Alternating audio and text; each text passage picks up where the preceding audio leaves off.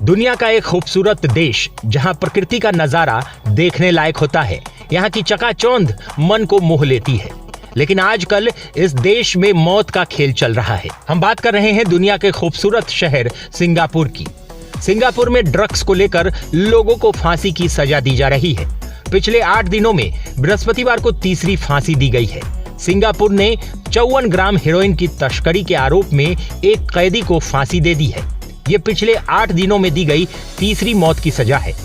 ये सिंगापुर की मृत्यु दंड नीतियों में एक चिंताजनक बढ़ोतरी को दिखाता है। इस तरह की सजाओं को रोकने की कई मांगों के बावजूद हालिया मृत्यु दंड दिया गया है। कुछ दिनों पहले ही 19 वर्षों में पहली बार किसी महिला को फांसी दिए जाने की घटना सामने आई थी। 39 साल के मोहम्मद सालेह अब्दुल लतीफ को गुरुवार को सिंगापुर सिटी की चांगी जेल में फांसी दे दी गई। देश के सेंट्रल नारकोटिक्स ब्यूरो ने कहा कि उसे कानून के तहत उचित सजा दी गई है। ब्यूरो ने कहा कि तस्करी की गई हेरोइन की मात्रा 1.9 औंस यानी कि 53.86 ग्राम एक हफ्ते के लिए लगभग 640 नशेड़ियों के लिए पर्याप्त थी। शख्स को 2016 में गिरफ्तार किया गया था, जब वह डिलीवरी ड्राइवर के रूप में काम कर रहा था।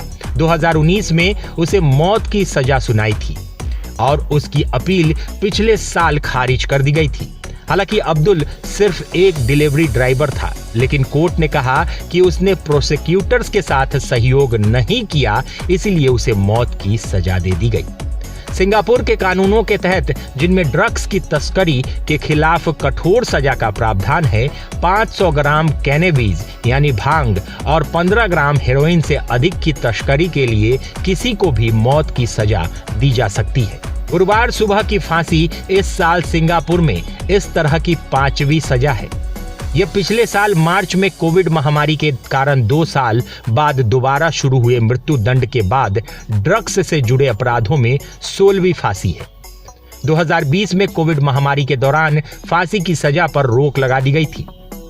2022 में सिंगापुर ने एक बौद्धिक रूप से अक्षम और मानसिक रूप से बीमार शख्स नागेंद्रान धर्मलिंगम को फांसी देकर दोबारा अपने कठोर कानून की शुरुआत की। जीरो टॉलरेंस की नीति को अपनाते हुए सिंगापुर नशीली दवाओं से संबंधित अपराधों को सबसे गंभीर अपराध मानता है। प्रशासन का दावा है कि मृत्यु दंड ड्रग्स तस्करी को रोक सकता है और ज्यादातर नागरिक मृत्यु दंड का समर्थन करते हैं। हालांकि देश के कार्यकर्ता और वकील इस दावे पर सवाल उठाते हैं। सिंगापुर में पिछले हफ्ते 2 अन्य नागरिकों को 31 ग्राम और 50 ग्राम हेरोइन की तस्करी के लिए फांसी दी गई थी। इसमें फांसी की सजा पाने वाली पहली महिला भी शामिल थी, जिसकी उम्र 19 साल थी। मानवाधिकार समूहों, अंतर्राष्ट्रीय कार्यकर्ताओं और संयुक्त राष्ट्र ने इन सजाओं की कड़ी निंदा की है। लेकिन सिंगापुर के अधिकारियों ने दावा किया है कि मृत्यु दंड से नशीली दवाओं की मांग और आपूर्ति को रोकने में मदद मिलेगी। इसके ठीक विपरीत पड़ोसी देश थाईलैंड ने भांग को वैध कर दिया है और मलेशिया इस साल तक मृत्यु दंड नियम को खत्म करने पर विचार कर रहा है।